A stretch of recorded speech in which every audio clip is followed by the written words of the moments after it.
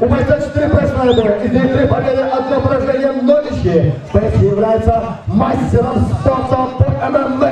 Его стиль ММА, представляющий Казахстан, Алмата. Встречайте бойца Макс Зиянбеков!